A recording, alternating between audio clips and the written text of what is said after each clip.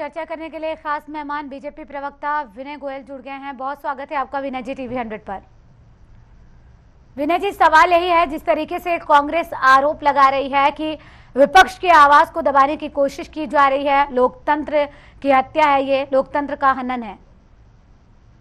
देखिए, कांग्रेस के पास इस समय मुद्दों का भारी अकाल है और वो हर नॉन इशू को इशू बनाने का प्रयास करते हैं पर मुंह खाते हैं। आप इतिहास उठाकर देख लीजिए, जब से राहुल गांधी जी तब से लगातार इस प्रकार की घटनाएं सामने आ रही और मुझे लगता है कि जिस प्रकार से राहुल गांधी जी कांग्रेस को लीड कर रहे हैं, निश्चित रूप से वो कांग्रेस को रसातल में पहुंचाकर ही मानेंगे। कोई भी विषय हो, सुबह शाम कांग्रेस वालों को केवल बीजेपी का इतना खौफ हो गया है कि वो हर समय इसी प्रकार के कामों में उलझे रहते हैं। भ्रम फैलाना, झूठे चीजें जनता के बीच में भेजना, और जनता उसका दंड उन्हें लगातार दे रही है। उसके बावजूद भी कांग्रेस समझने को तैयार नहीं है। अगर कोई ट्विटर जो है कोई सरकार के द्वारा संचालित होने वाली संस्था नहीं है, वो एक अपना स्वतंत्र रूप से काम करने वाली संस्था है। और मैं आपको याद दिलाना चाहता हूं कि जिस समय रविशंकर प्रसाद जी का या राष्ट्रीय स्वयंसेवक संघ के संचालक जी का या ऐसे अन्य हस्तियों का जब ट्विटर अकाउंट बैन किया गया था, तो उस समय तो ये बड़ा आनंद ले रहे थे।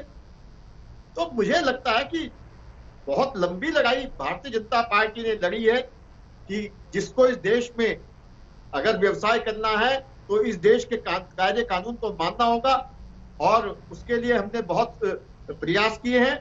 और किसी की भी अभिव्यक्ति की आजादी का हनन होने नहीं दिया जाएगा, लेकिन किसी को अपनी अभिव्यक्ति की आजादी का अतिक्रमण करने का भी अधिकार नहीं। लेकिन विनय जी, जब आप कहते हैं कि सबकी अभिव्यक्ति की आजादी का ख्याल रखा जाएगा, लेकिन कांग्रेस को ऐसा नहीं लगता है। कांग्रेस तो कह रही है कि सरकार के दबाव में है ट्विटर। क्या आप कहते हैं कि बीजेपी का खौफ है कांग्रेस के नेताओं में। कांग्रेस के नेता कहते हैं कि बीजेपी में राहुल गांधी का डर है, खौफ है, जिसकी वजह से अब दबाव इस तरीके से बनाया जा रहा है कि ट्विटर अकाउंट बंद किए जा रहे हैं कांग्रेस नेताओं के।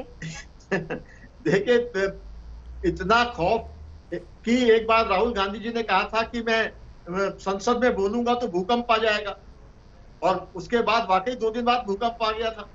तो ऐसा खौफ है उनका। तो क्या यही खौफ है क्या? इसी खौफ की बात की जा रही है? नहीं, आप देख लीजिए ना किस तरह का खौफ है उनका। ईश्वर भी डरता है उनसे। उन्होंने कहा और भूकंप आ गया था 2 दिन बाद। लेकिन जब आप ये कहते हैं कि बीजेपी के तमाम नेताओं के भी अकाउंट बंद हुए थे, लेकिन कांग्रेस का ऐसा नहीं मानना है। कांग्रेस तो ये कह रही है कि आपके दबाव में है ट्विटर। इसको कितना सही, कितना गलत मानते हैं? और देखिए, पूर्व मुख्यमंत्री अगर हरीश रावत की बात की जाए, वो तो कल उपवास पे बैठने वाले हैं इसको लेकर। नहीं, वो शायद अपना स्वास्थ्य ठीक रहे, इस वजह से उपवास उन्हें करना होगा। और मुझे लगता है कि उन्हें जिस प्रकार से वो हर इशू को, नॉन इशू को इशू बनाने का प्रयास करते हैं और किसी तरह से वो सुर्खियों में बने रहे। 5,000 से अधिक नेताओं का ट्विटर अकाउंट ब्लॉक हो जाता है। क्या आपको ये मुद्दा नहीं लगता? क्या आपको नहीं लगता है कि इस पर चर्चा होनी चाहिए? आखिर क्यों एक के बाद एक नेताओं के, खास तौर पे कांग्रेस के नेताओं के, उनका तो यह आरोप है कि जो भी ट्विटर पर लिख रहा है हैशटैग मैं भी राहुल, उन्हीं के अकाउंट ब्लॉक किए जा रहे हैं। नहीं, देखिए, लेकिन ट्विटर की किसी भी कार्रवाई के लिए भारतीय जनता पार्टी या हमारी सरकार किस तरह से जिम्मेदार है? अगर कोई भी निर्णय ट्विटर ले रहा है तो वो अपना, उसकी एक व्यावसायिक संस्था है, वो अपने हिसाब से निर्णय ले रहे हैं। उसको भारतीय जनता पार्टी से क्या लेना देना है? भारतीय जनता पार्टी के नेताओं के भी उन्होंने ट्विटर अकाउंट ब्लॉक किए हैं। भारतीय जनता पार्टी से लेना देना हो या ना हो, लेकिन भारत के कानून से तो लेना देना है। आपके पास आऊंगी मैं। इस बीच बातचीत करने के लिए कांग्रेस प्रवक्ता आरपी रतूड़ी जी जुड़ गए हैं। आरपी रतूड़ी जी, बहुत स्वागत है टीवी 100 पर। एक के बाद एक नेता का ट्विटर अकाउंट ब्लॉक किया जा रहा है आरपी रतूड़ी जी। अब ऐसे में कैसे देखा जाए इसे? आप कह रहे हैं कि अभिव्यक्ति की आजादी छीनी जा रही है, लेकिन विनय गोयल जी कह रहे हैं कि अभिव्यक्ति की आजादी छीनी नहीं जाएगी किसी की।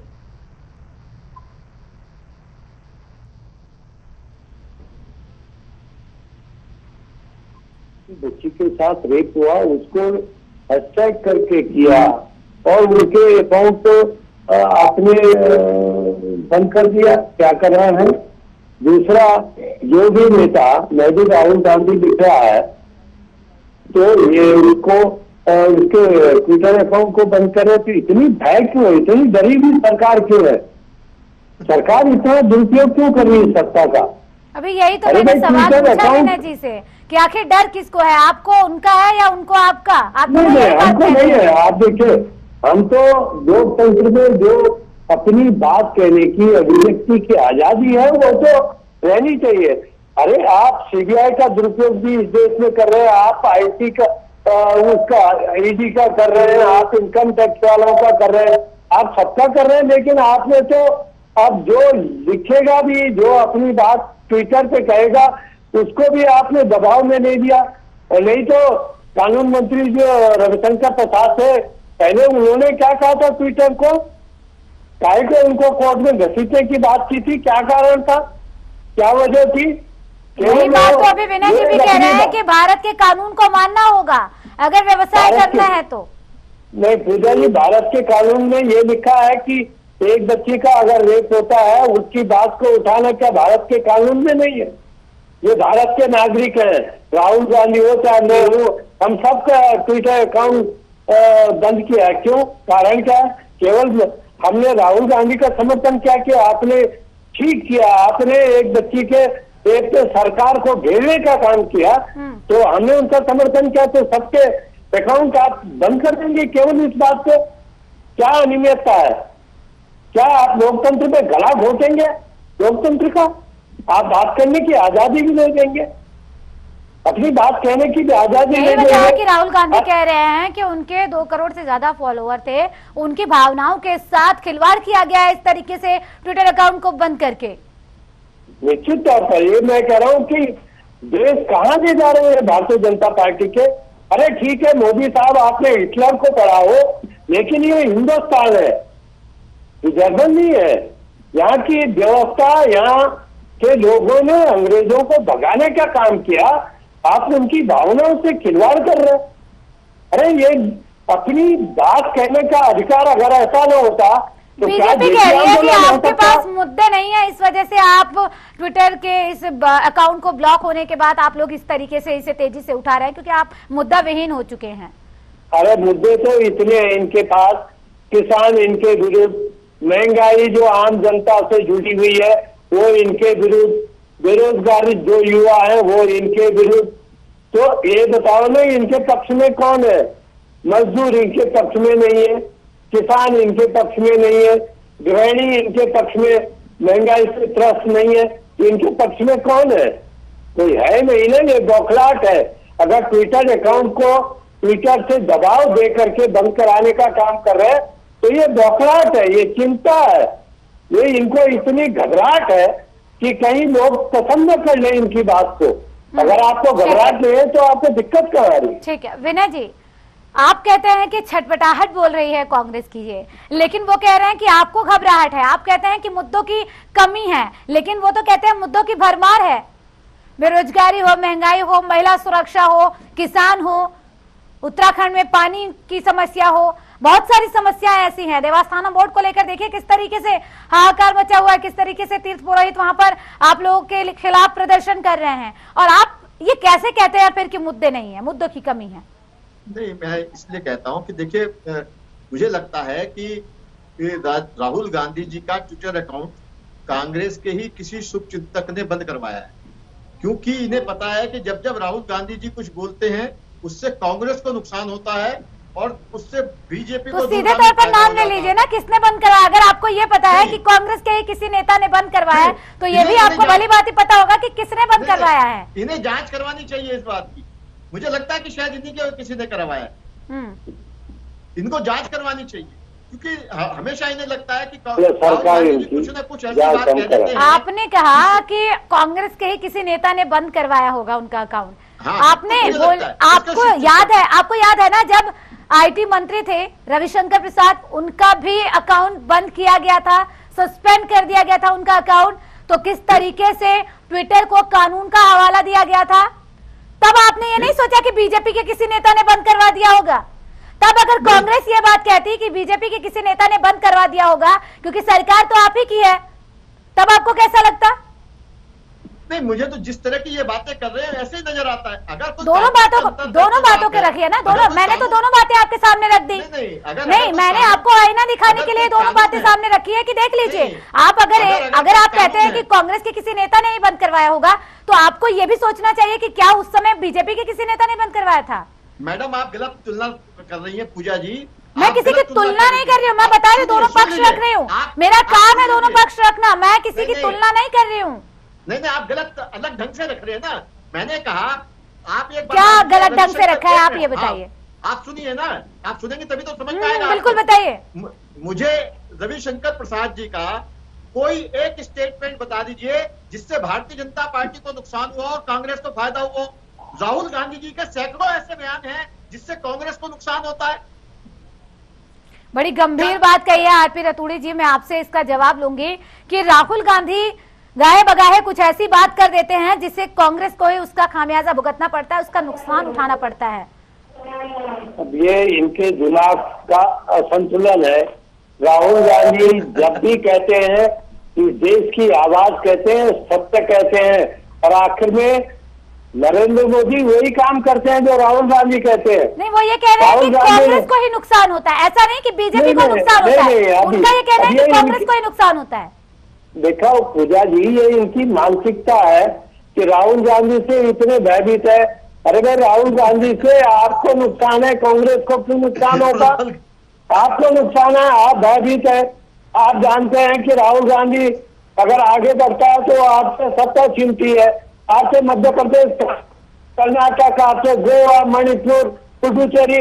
अब बेईमानी से आप सत्ता पे आ जाओ, अलग बात है, लेकिन राहुल गांधी की आवाज पर तो जनता ने जनता जनार्दन ने तो कांग्रेस को मतदान किया था, उनकी आवाज पर तो ये मतदान हुआ था। आप बैकडोर से बेईमानी करके खरीद फरोख्त करके आ जाए, लेकिन चाहे किसानों की बात हो, आपने मजदूरों की बात हो, वैक्सीन की बात हो, जो राहुल गांधी कहते हैं, आपने देखा होगा राहुल गांधी ने जब कोरोना महामारी का पहली लहर थी तब भी सचेत करने का काम किया था। जब दूसरी लहर आई उससे एक महीना पहले सचेत करने का काम किया। लेकिन ये सरकार अंधी, गुंगी, बैरी हो चुकी है। ये तो केवल अडानी अंबानी की भलाई की चिंता करती है। आप दोनों से मेरा एक सवाल है, ठीक है, आप दोनों से मेरा एक सवाल है, गंभीरता से विचार करके जवाब दीजिएगा कि जितने जोर शोर से ये मुद्दा उठाया जा रहा है, क्या उतने ही जोर शोर से उत्तराखंड के विकास के लिए किसी पार्टी ने कोशिश की? उतने ही जोर शोर से क्या उन मुद्दों को उठाया गया जो पहाड़ की जनता को उनकी समस्याओं के निदान की ओर ले जाता? पहले आरपी रतूड़ी जी आप जवाब दीजिएगा, उसके बाद अनिल जी आपसे जवाब लूंगी। नहीं, 57 विधायकों का जो अपक्ष बहुमत है, इनको करना था। जनता ने तो इन पर विश्वास किया था, 57 विधायक दिए थे, ये सोच करके कि शायद मैं बात कर रही हूँ जब से उत्तराखंड का गठन हुआ है तब से बात कर रही हूँ। 2000 से 2021 के बीच में कितना विकास हो गया है? दोनों की सरकारें आई आप दोनों की, इसलिए मैं आप दोनों से एक एक करके जवाब मांग रही हूँ। पहले आप आरपी रतूड़ी जी आप जवाब दीजिए, उसके बाद अनिल जी आपसे। पूजा जी, मैं स्पष्ट कहूँ, जितने सिरकुल बने, जितने उद्योग आए, किसके कार्यकाल में आए? ये जो 2 राजकीय मेडिकल कॉलेज बने हैं, ये किसके कार्यकाल के हैं? ये जो देहरादून मेडिकल कॉलेज है, अल्मोड़ा मेडिकल कॉलेज है, किसके कार्यकाल के हैं?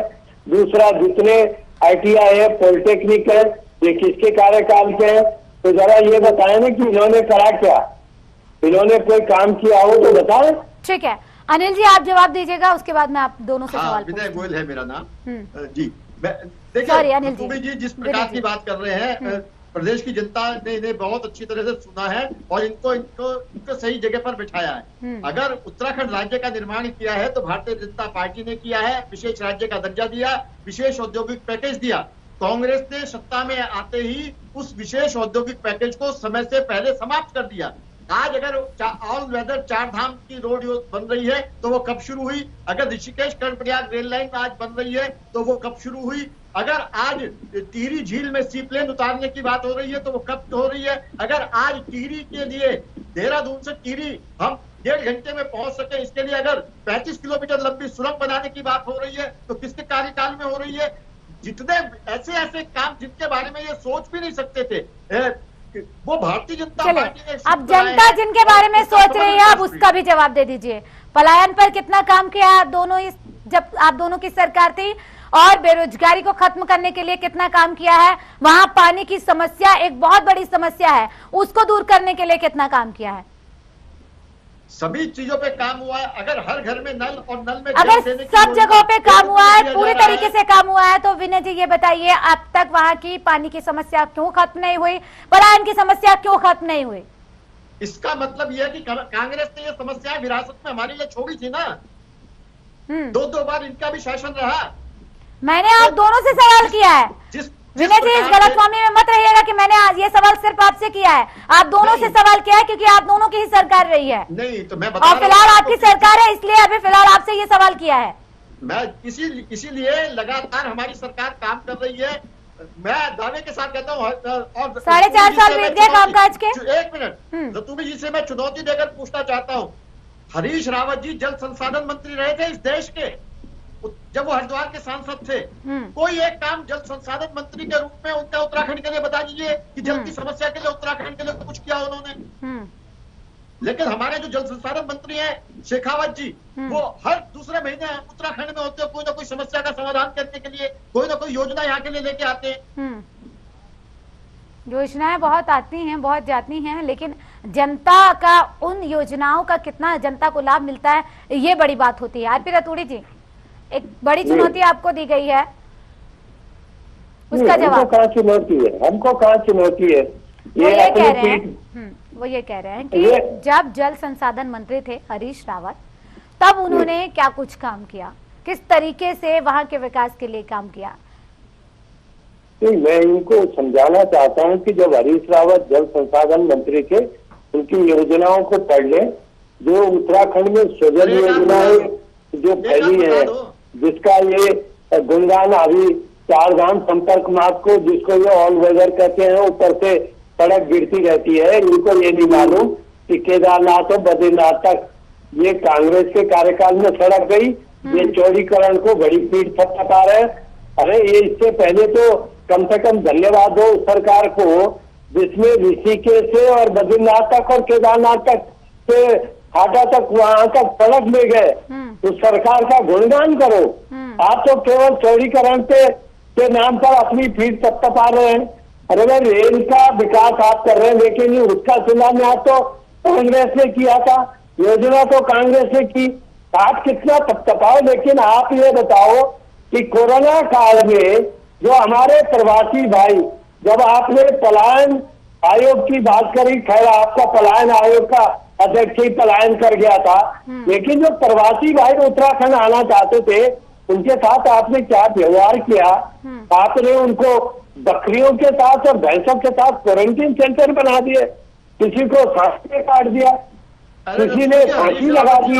अगर आपने व्यवस्था की होती, 8 लाख प्रवासी भाई सोच रहे थे कि हम अपने प्रदेश में जा रहे हैं, वहाँ विकास में योगदान देंगे, लेकिन मजबूरी बस आपकी व्यवस्था के कारण वो सारे के सारे फिर वापस चले गए अपने रोजगार ढूंढने के लिए। आप तो वहां भी असफल हुए। आपने लोगों को स्वास्थ्य व्यवस्था का जो भरोसा दिया था, शिक्षा का भरोसा, आपने 3000 स्कूल पहाड़ों के बंद कर दिए। आपने जो लोगों को कहा था, महिलाओं को कहा था कि हम धीरे धीरे, आपके संकल्प पत्र में है कि हम शराबबंदी करेंगे, आपने मोबाइल वैन से गांव-गांव पहुंचाने की बात की। यहाँ तक कि आप देखेंगे, सवाल यही है कि इन मुद्दों को लेकर जहाँ बातचीत होनी चाहिए, वहाँ ट्विटर पर सियासी जंग चला हुआ है कि उनका अकाउंट बंद हुआ तो क्यों बंद हुआ, उनका अकाउंट बंद हुआ तो क्यों बंद हुआ। यहाँ पर यह है कि अभिव्यक्ति की आजादी छीनी जा रही है, लेकिन जनता की समस्याओं का क्या? जनता की समस्याओं से किसे सरोकार है? मोदी सरकार की घबराहट है, उनकी पोल खुल रही है, सारी दुनिया उनको समझ रही है। आप कहते हैं कि मोदी सरकार की घबराहट है, और वो कहते हैं कि ये राहुल गांधी की छटपटाहट है, कांग्रेस की छटपटाहट है। ये तो ये जाने कि सरकार इनकी है और राहुल गांधी की छटपटाहट है। अरे ट्विटर को आप वैधानिक व्यवस्था में आप नोटिस देते हैं और राहुल गांधी से परेशान है। परेशान सरकार राहुल गांधी से है। बताइए विनय जी, राहुल गांधी से सरकार परेशान है। देखिए, मुझे लगता है कि इनकी मजबूरी है वंशवाद के कारण से एक परिवार के व्यक्ति को ढोना, चाहे वो किसी काबिल हो या ना हो। हमें इसमें कोई आपत्ति भी नहीं है, लेकिन ये कहना कि भारतीय जनता पार्टी राहुल गांधी से जगी हुई है, तो इससे बड़ा मजाक कुछ हो नहीं सकता।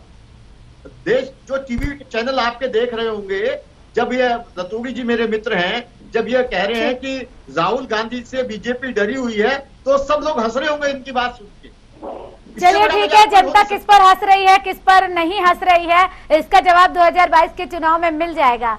बहुत शुक्रिया आप दोनों मेहमानों का चर्चा में शामिल होने के लिए। लेकिन ट्विटर के जरिए अब सियासी टकराव जारी है। एक तरफ कांग्रेस कहती है कि सरकार की छटपटाहट है, तो दूसरी तरफ बीजेपी की तरफ से कहा जाता है कि ये कांग्रेस की छटपटाहट है। और छटपटाहट किसकी है और जनता किस पर हंस रही है, ये आने वाला वक्त बताएगा। फिलहाल के लिए हमारे इस खास कार्यक्रम में सिर्फ इतना ही। बने रहिए टीवी 100 के साथ। नमस्कार।